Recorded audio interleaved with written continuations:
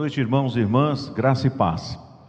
Louvado seja o nosso Deus por esse tempo de culto, de adoração ao Senhor, por tudo que já aconteceu até este momento, pelas verdades que nós acabamos de declarar ao nosso Deus através desses cânticos. Louvado seja Deus por todas as partes do culto até aqui. Mas agora é aquele momento em que, depois de reconhecermos quem Ele é, Sua glória, Sua majestade, reconhecermos que somos pecadores, nós vamos ouvir a palavra de Deus, aquilo que Deus quer falar comigo e com você nessa noite. Deus abençoe também irmãos, queridos e amigos que nos acompanham pela transmissão do canal do YouTube da igreja, que também o Senhor fale ao seu coração. Eu te convido então a abrir as Escrituras no livro do profeta Isaías, no capítulo 55, texto muito conhecido de todos nós, e leremos os versos 6 até o versículo de número 11. Isaías 55, do versículo 6 ao versículo de número 11. Também os convido para que juntos façamos a leitura desse trecho da palavra do Senhor. Buscai o Senhor enquanto se pode achar, invocai-o enquanto está perto. Deixe o perverso o seu caminho, o iníquo os seus pensamentos. Converta-se ao Senhor, que se compadecerá dele, e volte-se para o nosso Deus, porque é rico em perdoar. Porque os meus pensamentos não são os vossos pensamentos, nem os vossos caminhos, os meus caminhos, diz o Senhor. Porque assim como os céus são mais altos do que a terra, assim são os meus caminhos mais altos do que os vossos caminhos, e os meus pensamentos mais altos do que os vossos pensamentos. Porque assim como descem a chuva e a neve dos céus, e para lá não tornam, sem que primeiro reguem a terra, e a fecundem, e a façam brotar, para dar semente ao semeador, e pão ao que come, assim será a palavra que sair da minha boca. Não voltará para mim vazia, mas fará o que me apraz, e prosperará naquilo para que a designei. Amém. Os pensamentos e os caminhos do Senhor. É impossível, amados irmãos, nós penetrarmos nos pensamentos do nosso Deus. Já foi declarado nessa noite, na palavra e de forma cantada, que o nosso Deus, Ele é profundo, insondável, inescrutável. Você já tentou imaginar a mente do nosso Senhor? Os caminhos por onde o nosso Senhor cavalga? Há um salmista que diz que o Senhor cavalga entre as nuvens, que os caminhos do Senhor são elevadíssimos, e nós, meros mortais, pecadores, louvado seja Deus, redimidos, mas pecadores, nós não teríamos condição jamais de atingir essa altura dos pensamentos do nosso Deus, dos caminhos do Senhor, porque eles são elevados, sobremodo elevados. Nós sabemos, amados, que o que nós conhecemos acerca do Senhor, a sua revelação especial, ela nos leva a reconhecer que Deus glorioso e majestoso é o nosso Deus, mas Deus é muito mais do que as Escrituras falam acerca dele.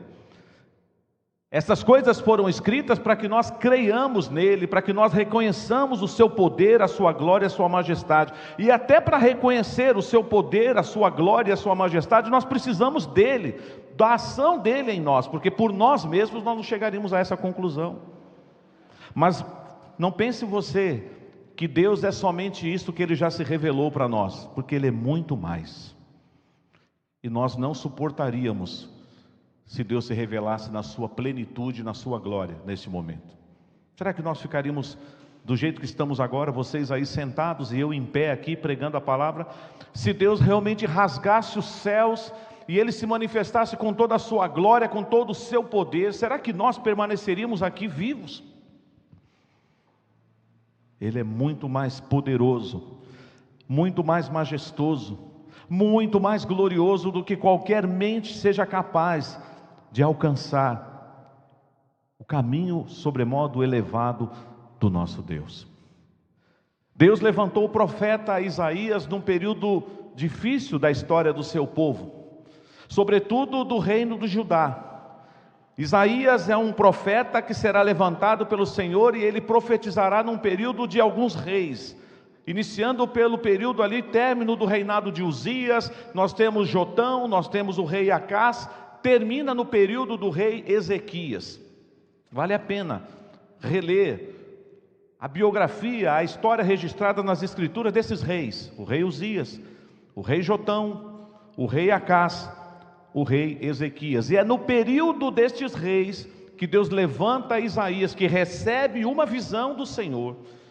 E essa visão primeiro leva Isaías a reconhecer ou perceber a majestade e a glória. E ele dá um brado naquele dia, ele diz: ai de mim, eu estou perdido, porque eu sou um homem de lábios impuros, habito no meio de um povo de impuros lábios, e os meus olhos viram o rei.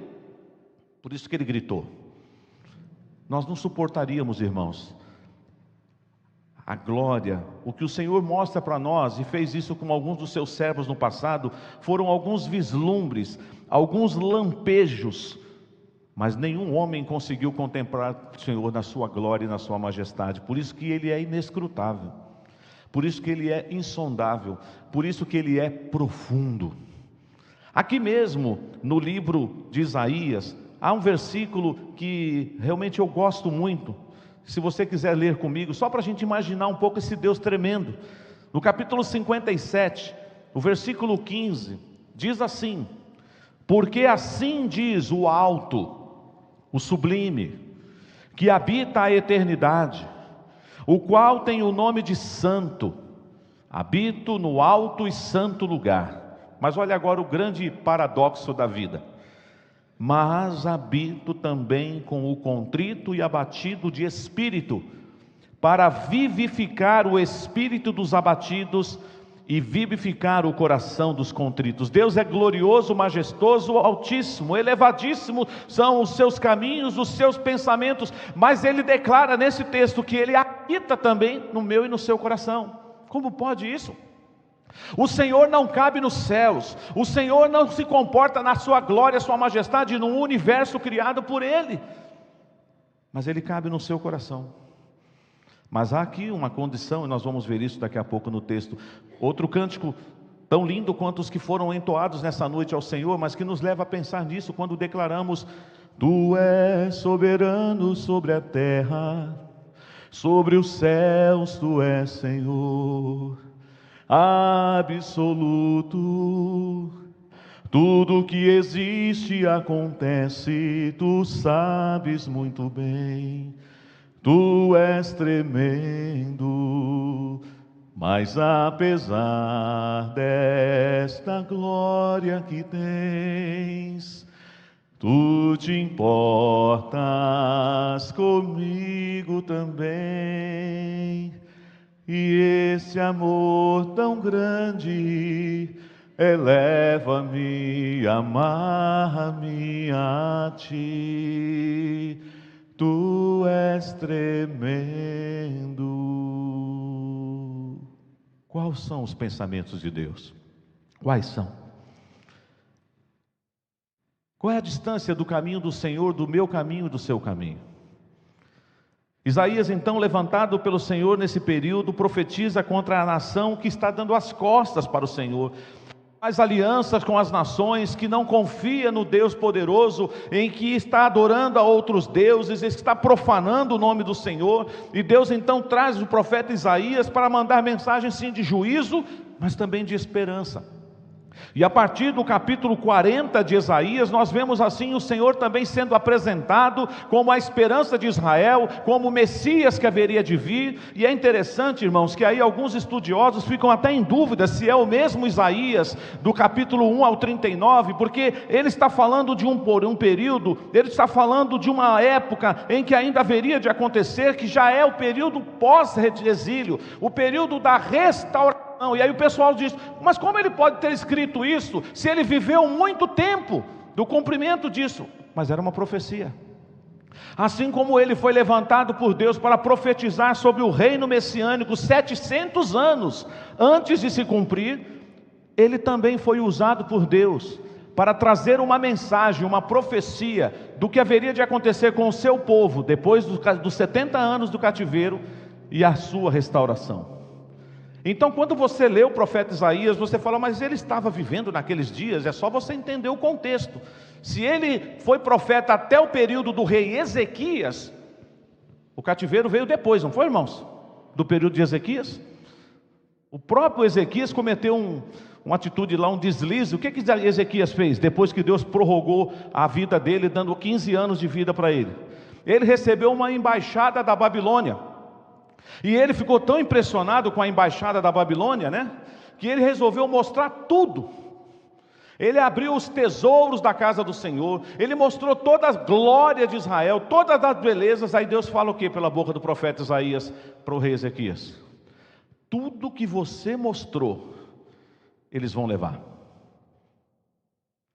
Tudo que você mostrou, eles vão levar. Só tem uma coisa que Ezequias fez, que assim, eu já vi até uma pregação sobre isso, quando Deus começa a falar para Ezequias da visitação do Senhor, do juízo, da disciplina, ele diz assim, essa palavra é boa, mas ainda bem que eu não vou estar mais aqui, eu já vou ter morrido mesmo, então não tem problema. Ele fez uma atitude que às vezes nós fazemos também, ainda bem que eu não vou estar aqui para ver o circo pegar fogo, eu vou só ficar sabendo. Essa palavra não é boa, da forma como ele reagiu, não, mas é palavra do Senhor. Então, quando eu leio o capítulo 55, mas você pode entender que do capítulo 40 ao 66, você tem lindas promessas de restauração, de renovação, e o Senhor buscando o seu povo, o Senhor trazendo de volta o seu povo para perto dele. Ele então fala nesse texto que nós lemos nessa noite: buscai o Senhor enquanto se pode achar, invocai-o enquanto ele está perto. Como eu gosto desse versículo.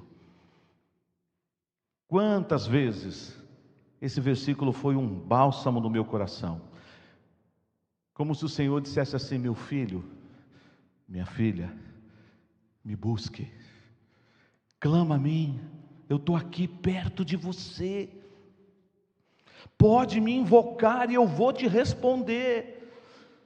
Só que tem alguns agravantes. Tem alguns agravantes. Vamos no capítulo 59 de Isaías. O Senhor está nos convidando a buscá-lo, não é verdade? O Senhor nos está nos convocando a invocar o seu nome.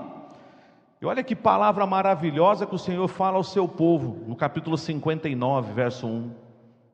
Eis que a mão do Senhor não está encolhida, para que não possa salvar, nem surdo o seu ouvido para não poder ouvir. Então você pode dizer: Deus está me ouvindo, Deus está pronto para ouvir o meu clamor, Deus está dizendo: pode me buscar que eu estou perto. Mas aí Deus faz uma advertência, que vamos acompanhar daqui a pouco a sequência do texto lá em Isaías 55. Ele diz no verso 2 assim, aqui no 59: mas as vossas iniquidades fazem separação entre vós e o vosso Deus, e os vossos pecados encobrem o seu rosto de vós, para que não vos ouça.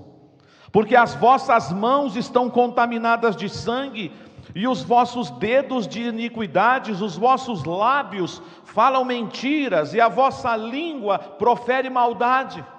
E ele continua: Ninguém há que clame por justiça, ninguém que compareça em juízo pela verdade. Confiam no que é nulo e andam falando mentiras, concebem o mal e dão à luz a iniquidade. E vai assim a sequência do texto. Ou seja, Deus nos convoca para buscá-lo, é verdade. Pode buscar o Senhor, meu irmão. Pode buscar o Senhor, minha irmã, porque o Senhor está perto de ti. Pode invocar o Senhor, porque Ele está pronto para te ouvir. Mas Ele te dá uma advertência. Ele diz assim: mas não é de qualquer jeito. Você não pode comparecer na minha presença de qualquer jeito. E é por isso que na sequência do texto lá de Isaías 55, após nós recebemos essa palavra, e que o povo do Senhor recebeu naquela época, como uma profecia, ele chega no versículo 7 e diz assim: mas para você me buscar, para você me invocar, você tem que abandonar o pecado. Você tem que deixar os seus caminhos errados.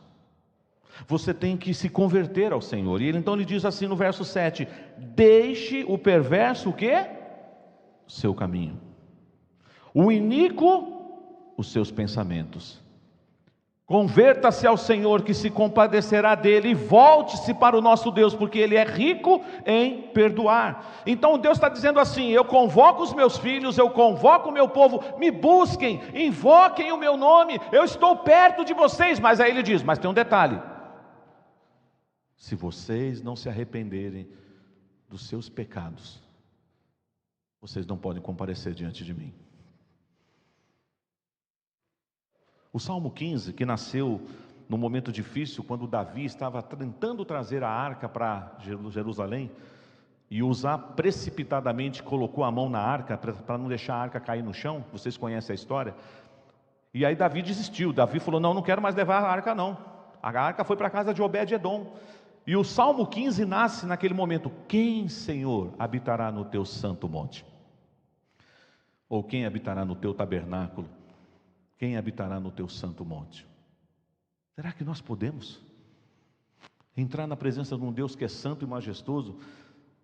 E que o texto que foi lido lá em Isaías 59 diz que o Senhor não é surdo, Ele está pronto para ouvir a sua oração, mas aí Ele adverte: mas os vossos pecados impedem que eu escute a sua oração. E Ele diz: vocês estão com as mãos sujas de sangue, vocês proferem mentiras. Nesse mesmo texto, na sequência, Jesus vai citá-lo no Novo Testamento, quando ele diz assim: vocês me honram apenas com os lábios, mas o coração não. Tem um profeta, ou dois profetas menores no Antigo Testamento, que numa das profecias, o Senhor diz assim: eu não quero mais ouvir as suas canções, não cantem mais para mim. Já imaginou se Deus falasse para nós aqui, irmãos? Parem de cantar, não cantem mais, porque é tudo mentira, vocês não vivem isso. Vocês só estão cantando, mas vocês não estão vivendo o que vocês estão cantando. Deus usou o profeta Malaquias em dado momento, que ele diz assim: fechem as portas do templo, para o povo não entrar para oferecer sacrifício e holocausto. Assim, vocês não estão comparecendo diante de mim sinceramente, então não entrem aqui. Fechem a porta do templo. Talvez isso não aconteça de forma literal, mas você já imaginou? Se vivêssemos naquela época e você estivesse indo adorar o Senhor no templo, o templo de Jerusalém, e de repente você é barrado. Por que eu não posso entrar? O Senhor falou que você não é digno de entrar.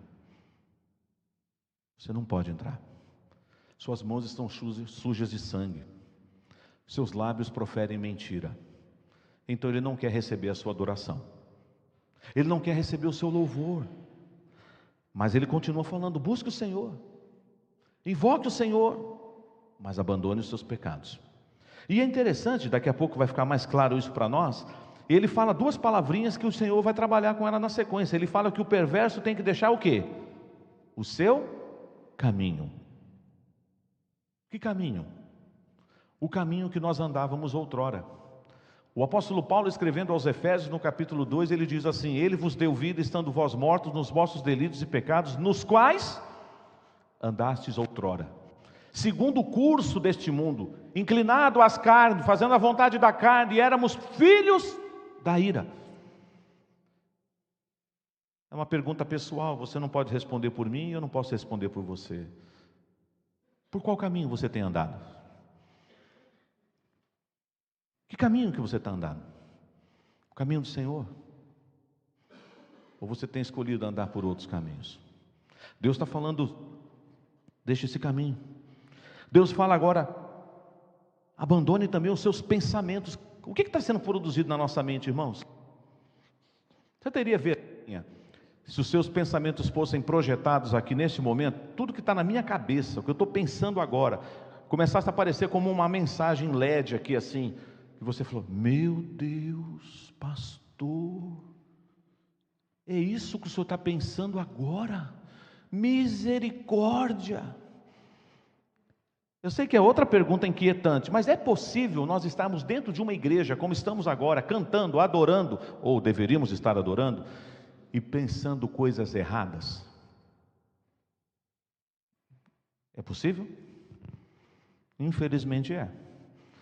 Você pode estar aqui, cantou, orou, leu a Bíblia, está acompanhando a mensagem, mas de repente a sua mente está maquinando alguma coisa, uma resposta que você tem que dar para uma pessoa que te feriu, uma réplica que você tem que dar para uma pessoa, porque você não pode ficar por baixo, e pensamentos às vezes que te tiram do foco, e você para de pensar na mensagem. Se nós não estivermos atentos, por frações de segundos a gente se desliga do que está acontecendo aqui na igreja, e você viaja, você vai longe, porque os seus pensamentos estão totalmente fora dos padrões de Deus. E é nesse sentido então, que ele chega no versículo 8 e diz assim, eu vou fazer um contraste com vocês.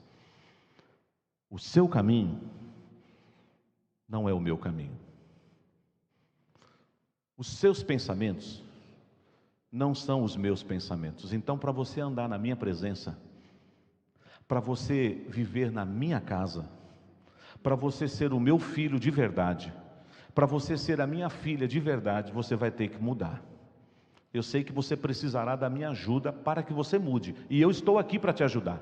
Por isso eu te convoco, me busque enquanto você puder achar, me invoque porque eu estou perto, mas você vai ter que tomar uma decisão. Você precisa se arrepender dos seus pecados, você precisa abandonar esse caminho de pecado, esse caminho de mentira, esse caminho de falsidade, esses pensamentos iníquos que andam produzidos no seu mente.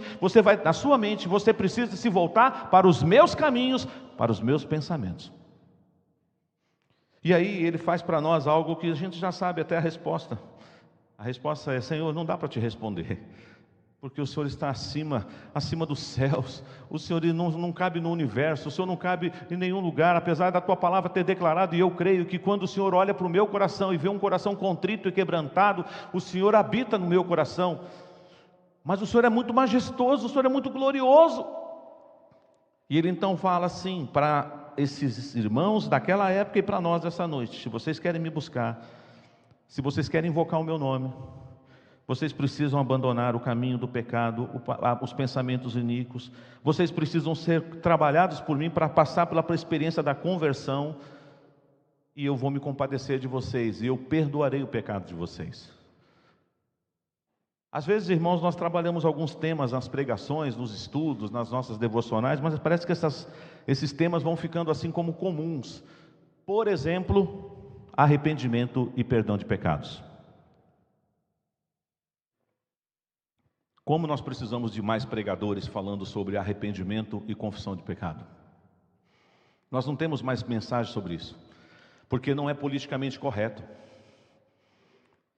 Nós temos que agradar o cliente, sabe? E o cliente não quer ouvir mensagem de arrependimento e pecado. O cliente quer ouvir mensagem, vai nessa força, meu irmão, o Senhor é contigo, você é cauda, né? Ou é cabeça e não cauda, você está por cima e não por baixo. Não é o caso nosso aqui, nós não usamos esse tipo de linguajar aqui, mas esse é o evangeliquez por aí. É por isso que recentemente eu pregando aqui disse, quem são os seus pastores durante a semana? Porque tem gente aqui que está na igreja agora, no culto, bonitinho, ouvindo a mensagem, mas de segunda a sábado, bebe em outras fontes. Bebe em outras fontes. Estão assistindo outros pregadores, estão lendo outras coisas, e não tem nem o filtro da palavra, e vai dizendo, aleluia, é de Deus, eu recebo. A gente tem que tomar cuidado. Tem muita porcaria sendo lançada para nós. Tem coisa boa? Tem. Mas você tem que ficar com a palavra. E esse texto diz que não há como eu buscar o Senhor, invocar o Senhor, sem reconhecer que eu preciso de perdão, que eu preciso ser visitado pela misericórdia do Senhor. Por quê, irmãos? Porque os pensamentos deles não são os nossos pensamentos. Os pensamentos de Deus não são os meus pensamentos. Ele diz também que os caminhos do Senhor não são os nossos caminhos. Por que ele está dizendo isso? O versículo 9 diz: porque assim como os céus são mais altos do que a terra, assim são os meus caminhos mais altos do que os vossos caminhos, e os meus pensamentos mais altos do que os vossos pensamentos. Já falei na introdução da mensagem nessa noite, é impossível nós tentarmos penetrar naquilo que não é possível ser penetrado. Ele é inescrutável, insondável, ele é profundo, ele é glorioso. Mas ele está falando nessa noite para nós, que se você quer me buscar, se você quer andar no meu caminho, você primeiro precisa abandonar o seu caminho pecaminoso, os seus pensamentos iníquos, e você tem que atentar para os meus caminhos e os meus pensamentos. Às vezes, irmãos, a gente acha que Deus, embora Ele tenha se feito um de nós, e Ele foi semelhante a nós, na figura humana, mas nunca se iluda pensando que Deus chegou a ser como eu e você, miserável pecador, porque Ele nunca pecou. Ele era santo, puro, justo. Ele se esvaziou da sua glória, é verdade. Ele assumiu a figura de servo, é verdade. Mas era um Deus conosco que estava aqui. Nunca se esqueça disso. Agora, é possível hoje nós convidarmos Deus para andar entre nós? Senhor, vem andar no meu caminho. Senhor, vem ver o que a minha mente está produzindo. Embora Ele saiba, porque Ele é que nos sonda e nos conhece, conforme o Salmo 139 diz. Mas será que Deus vai se agradar dos caminhos por onde nós estamos andando? Dos pensamentos que nós temos produzido? Ou nós precisamos ser confrontados com a palavra, como nessa noite Deus mais uma vez está fazendo conosco? Eu queria ler algumas coisas para vocês aqui, de uma recente pesquisa que eu fiz sobre essa ideia dos pensamentos de Deus. Os pensamentos de Deus, irmãos, eles são incriados e eternos. Deus não teve uma fase assim, ai, minha mente produziu, isso só cabe para nós. Os pensamentos de Deus, eles são incriados e eternos. Os nossos não. Os nossos são criados e limitados pelo tempo. Então não dá para comparar mesmo os pensamentos de Deus com os nossos. Os pensamentos de Deus são verdadeiros simplesmente por uma coisa tão simples, mas que é profunda. Porque eles são pensamentos de Deus. Os pensamentos de Deus são verdadeiros, porque eles são dele. Os nossos pensamentos não são necessariamente verdadeiros. Nossos pensamentos são verdadeiros? Nem sempre. Nem sempre. Aí o que a palavra de Deus fala para nós? Quando é que os nossos pensamentos então são verdadeiros? Quando os nossos pensamentos estão de acordo com os pensamentos de Deus. Aí eles se tornam verdadeiros. Mas nós não temos condição de produzir coisa boa de nós, da nossa própria índole, da nossa própria natureza, não temos, se o Senhor não tocar em nós. Então é muito distante, e por isso que Deus está falando, olha, assim como os céus e a terra têm uma distância a ser percorrida, assim são os meus caminhos dos vossos caminhos, os meus pensamentos dos vossos pensamentos. Você quer me buscar? Você quer me invocar? Então largue esse caminho pecaminoso, largue esses pensamentos iníquos, porque senão você não vai me alcançar. Você não vai me achar, e aí eu não vou estar perto de você, eu estarei muito longe de você, porque eu sou santo, e eu não suporto o pecado. E às vezes, irmãos, nós nos esquecemos disso. Os pensamentos de Deus são os originais, os nossos são cópias. Não se esqueça disso.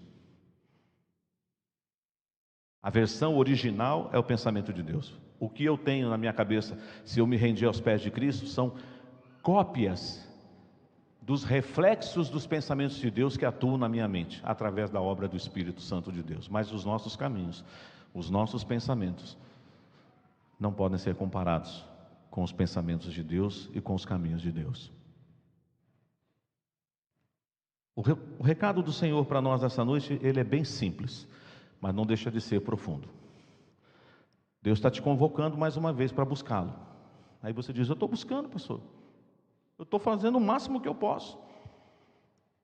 Eu estou buscando, só não está me vendo aqui no culto? Eu estou aqui, pastor. E eu me alegro por isso. Mas Deus não está vendo você só sentado aí no banco. Deus está olhando o seu coração. E mesmo que você não conte para Ele por quais caminhos você tem andado, Ele sabe. O caminho que você tem percorrido quando você não está aqui. Porque estar aqui é muito bom, faz parte do nosso processo de vida como igreja, a vida comunitária, em família, que alguns estão tentando abortar isso. Não precisa de igreja. Leio a Bíblia em casa, assisto pregadores na internet, até escolho qual pregador eu quero ouvir. Louvores tem maravilhosos, coloco meu fone de ouvido e fico ali no meu mundo. Para que ir na igreja? Gente falando mal um do outro, gente ferindo, gente machucando, gente excluindo, gente fazendo acepção. Não, eu não quero me passar por esse tipo de situação, não. Mas Deus quer que a gente participe, não para termos essas coisas, nós temos que extirpar essas coisas do nosso meio. Mas Deus usa a igreja também como um meio de graça para nos abençoar. E você não pode excluir a vida comunitária. Mas os caminhos de Deus são mais altos do que os nossos caminhos. Os pensamentos de Deus são mais altos do que os nossos pensamentos. Mas ele vai usar uma outra metáfora. Ele chega no versículo 10 e diz assim: porque assim como descem a chuva e a neve dos céus, e para lá não tornam, sem que primeiro reguem a terra, e a fecundem, e a façam brotar para dar semente ao semeador e pão ao que come, assim será a palavra que saiu da minha boca. Não voltará para mim vazia, mas fará o que me apraz, e prosperará naquilo para que a designei. Todo mundo aqui já passou pelo colégio, alguns estão passando, estudando no momento, e já estudamos esse processo da evaporação das águas, dos rios, das nascentes, a formação das nuvens, as nuvens que ficam pesadas, condensadas lá, e aí caem em forma de chuva, de granizo, de neve, enchem os rios, enchem os mares, e depois acontece esse processo da evaporação, e você fala: meu Deus, isso acontece todo dia, e a gente não percebe. Como nós estamos na cidade, como nós não vivemos mais do campo, e talvez no meu caso, por exemplo, eu nunca plantei nada assim, talvez só aquela experiência do feijãozinho lá no algodão, que a minha professora de ciência pediu para eu fazer quando eu era criança, mas foi só isso, né? Mas tem gente que nasceu na lavoura. Talvez você fale: não, pastor, na minha infância, meus pais tinham roça, plantação. E como que o agricultor espera pela chuva? Para eles a chuva é sinal do quê? De bênção. Porque dependendo da cultura, da semente que você lançou na terra, dependendo ali, se não vier chuva, o que acontece? E é interessante, né? Para algumas plantações, para alguns tipos de sementes, tem que ser na medida certa. Porque se chover demais, destrói a plantação. Mas falta de água prejudica o solo. O solo fica seco, não produz. Vocês sabem aí que recentemente Israel, que faz muitas coisas bonitas, né, em relação à tecnologia, eles desenvolveram uma capacidade de irrigação num lugar que não dava para plantar nada, e agora tem coisas lindas acontecendo lá, porque eles têm aquelas mangueiras espalhadas por todo o campo, e em alguns lugares do Nordeste fizeram isso. Tem uva no Nordeste, região quente. Aí você fala: como pode? Plantação de uva. Tem empresas de sucos, de vinhos no Nordeste, que falam: não, isso é só no Sul, só regiões mais frias. Porque eles desenvolveram tecnologia, mas uma coisa que eles precisam, eles podem ter a tecnologia, mas se eles não tiverem a chuva, não acontece. Não acontece. E Deus está falando o que aqui? Que assim como a chuva, ela tem um efeito sobre a natureza, sobre o campo, sobre a plantação, na vida do semeador, que vai recolher os frutos e que vai comer com a sua família. Ele também está dizendo para nós essa noite que a palavra dele, fazendo uma comparação com o efeito da chuva sobre a terra, a palavra dele também produz no nosso coração. Ela está produzindo nessa noite em você? Talvez você possa dizer assim: pastor, mais um sermão. Mais uma mensagem para minhas coletâneas de sermões que eu já escutei na igreja ou na vida. Mas Deus estabeleceu um propósito para a palavra dele nessa noite, você sabia? E ele disse que ele vai cumprir. Você pode até endurecer o coração, você pode até falar: não vou reconhecer o que Deus está falando comigo nessa noite, por sua conta e risco. Deus diz assim: não endureçais o coração. Não endureçais o coração. O que Deus quer ouvir da nossa boca é: fala, Senhor, porque o teu servo ouve. Fala, Senhor, porque a tua serva ouve. O que é que Deus está falando para nós nessa noite? Me busquem, invoque o meu nome, eu estou perto de vocês. Mas Ele traz um alerta: eu sou santo, eu sou glorioso, majestoso, e tem uma coisa na sua vida que eu não posso ter na minha presença: os seus pecados. Por isso você tem que mudar de vida, você tem que mudar de caminho, você tem que sair dessa estrada, você tem que pedir para o Senhor visitar seu coração e converter a sua mente, para que os seus pensamentos glorifiquem a Ele.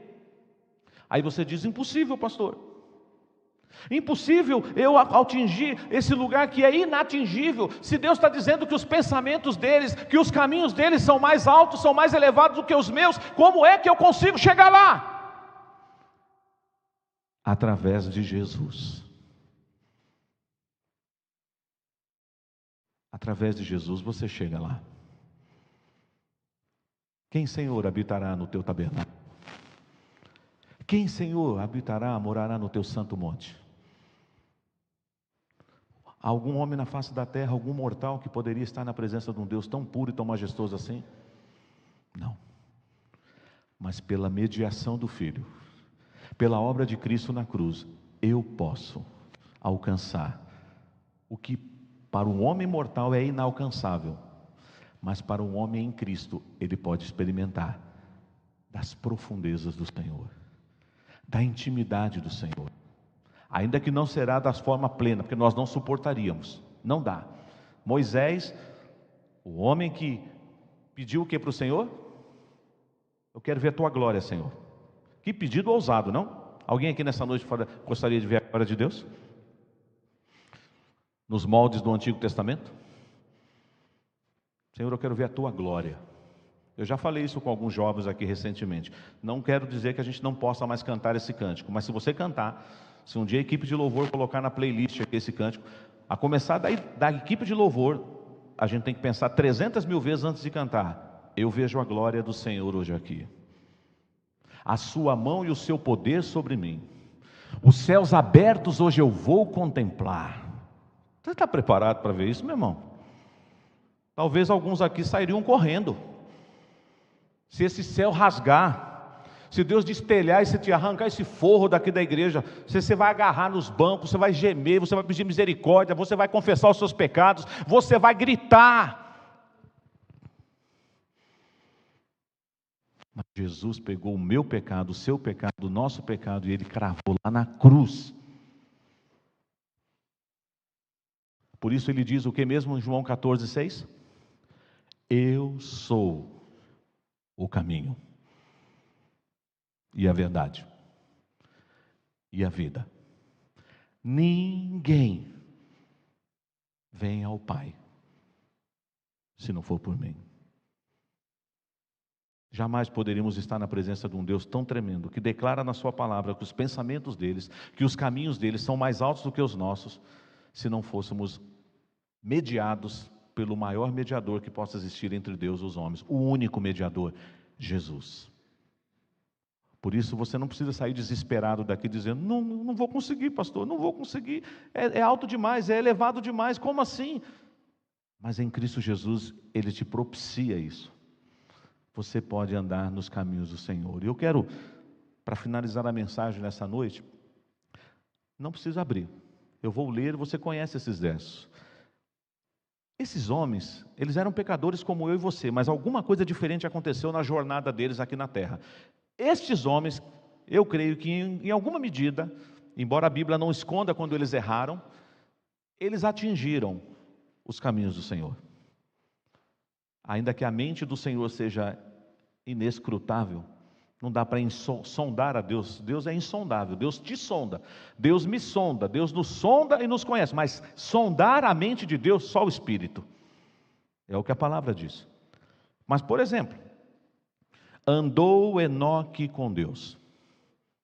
E já não era. Porque Deus o tomou para si. Você já meditou nessa história? Como assim, pastor? Enoque andou com Deus. De uma hora para outra ele desapareceu daqui. Ah, pastor, isso é uma maneira figurada de dizer que ele morreu. Às vezes a Bíblia suaviza. Então está sendo aquela história, você tem que avisar alguém que alguém morreu da sua família, você fala, olha, o gato subiu no telhado. A vovó subiu atrás. O gato pulou para o muro e a vovó escorregou e a vovó morreu. Aí você fala, não, Enoque andou com Deus e já não era. Não, Enoque morreu, bateu as botas. Não! Eu não sei explicar, mas eu creio na palavra. Ele andou tão perto do Senhor, apesar de viver num mundo pecaminoso, que Deus falou assim, sobe meu filho, sobe para cá. Outro homem de Deus que viveu no meio de uma geração totalmente corrompida. Eis a história de Noé. Noé era homem justo e íntegro entre os seus contemporâneos. Noé andava com Deus. O verbo andar aqui persiste. Andava com Deus aonde? Nos caminhos de Deus. Não em os seus próprios caminhos. Outro homem de Deus, que teve falhas, e a Bíblia não as esconde. Quando atingiu Abrão a idade de 99 anos, apareceu-lhe o Senhor e disse-lhe, eu sou o Deus Todo-Poderoso, anda na minha presença e sê perfeito. Tire os nomes dos personagens que eu acabei de citar, Enoque, Noé, Abraão. Coloque o seu. Você anda com Deus?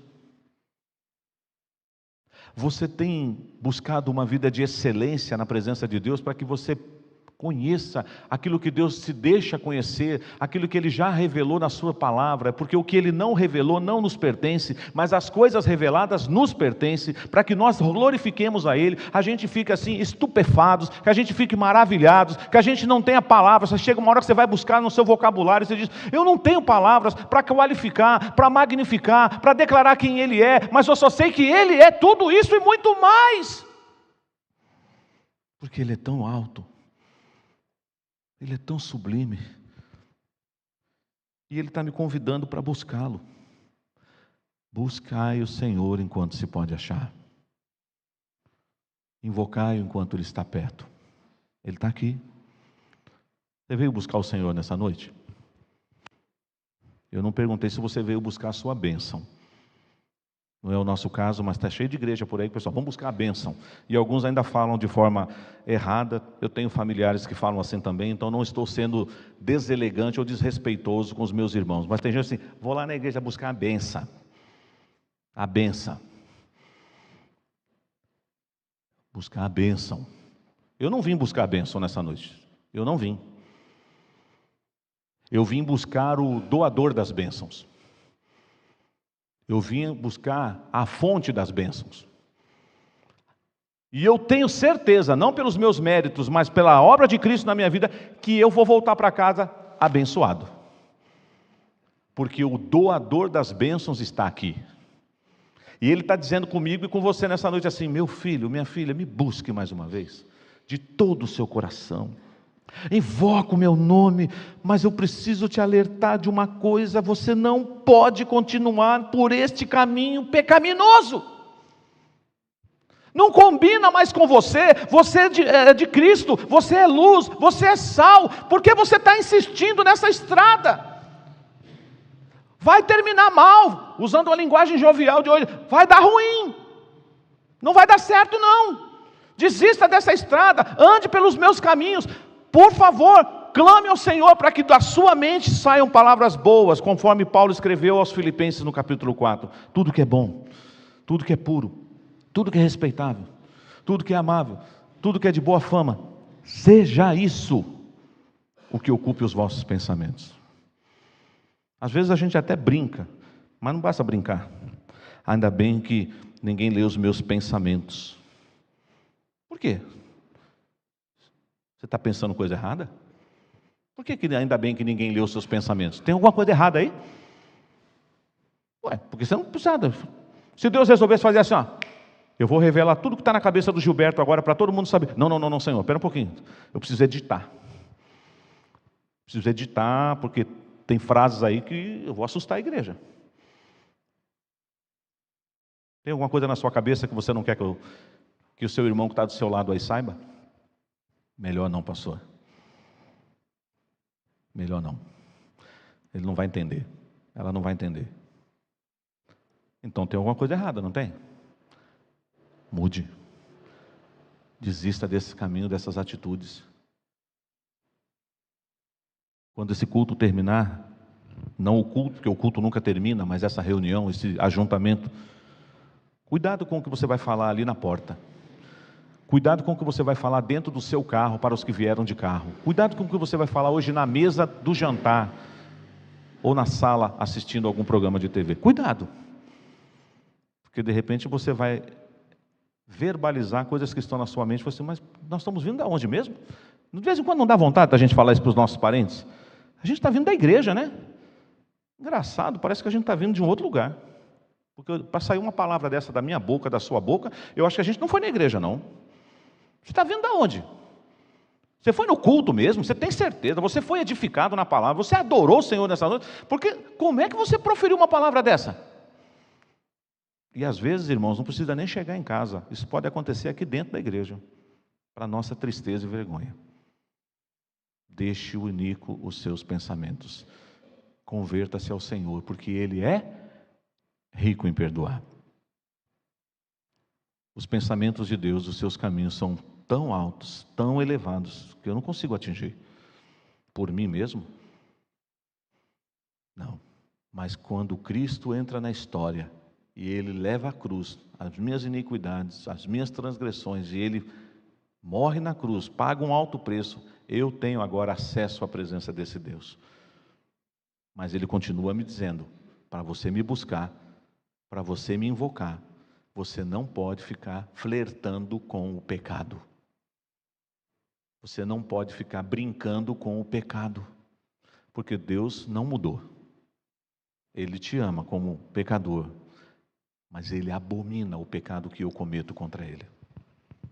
Ele abomina. Não pense você que Ele fala, ai que bonitinho, bichinho de estimação. Não tem isso não, gente. Deus não vê os nossos pecados assim, pintados de cor de rosa. Pecado é pecado. E nós temos que ter coragem de reconhecer que às vezes os nossos caminhos não são os caminhos de Deus. Que os nossos pensamentos não são os pensamentos de Deus. Mas aqui está o remédio. Quanto mais essa palavra entrar no seu coração, o seu caminho será um caminho sobremodo excelente. Os seus pensamentos vão glorificar a Deus, porque você estará vivendo por modo digno do Senhor e da sua vontade e da sua palavra. Que Deus nos abençoe, em nome do Senhor Jesus. Amém.